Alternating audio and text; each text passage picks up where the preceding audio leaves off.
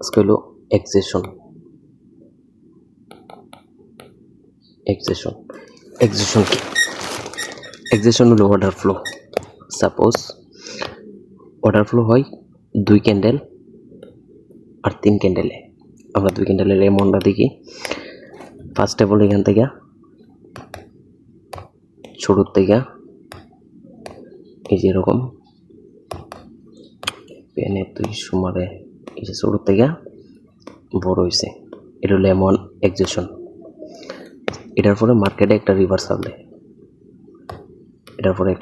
দেয়, আর এখানে যদি পাওয়ার থাকে, পাওয়ার বলতে স্টেবল বা এক্সট্রিম পাওয়ার, তখন মার্কেট এখান থেকে ক্যান্ডেল ট্র্যাপ করব। ঠিক আছে, ট্র্যাপ বলতে গেলে কি একটা ক্যান্ডেল বাইংয়ের আরও একটা বেশি বানাইব, এই যে এখান থেকে এরকম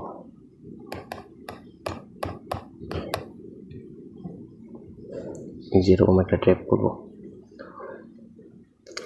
এখানে আপনার অ্যাকুরেসি মিনিমাম 70 থেকে 80% থাকবো, যেটা হলো M1 2 ক্যান্ডেলের M1 stable weak pressure M1। Next type একটা রিভার্সাল।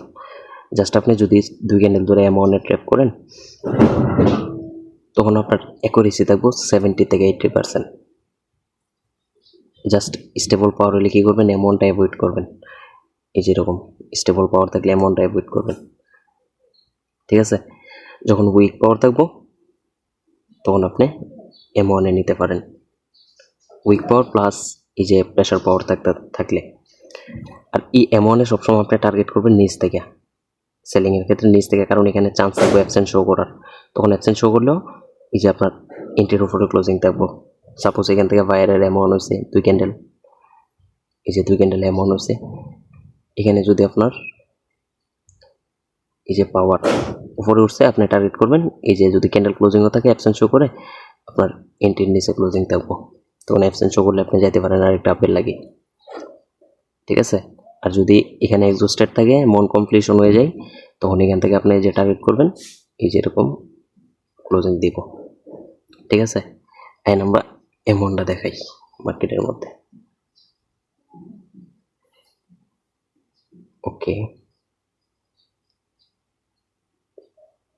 ছোট থেকে বড়, ও আরেকটা পয়েন্ট মিসিং গেছে।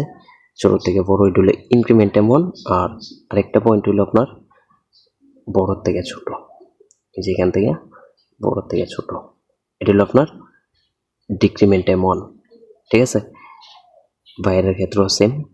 সাপোজ এখান থেকে বড়, বড় থেকে এসে ছোট, এই যে এরকম এমন।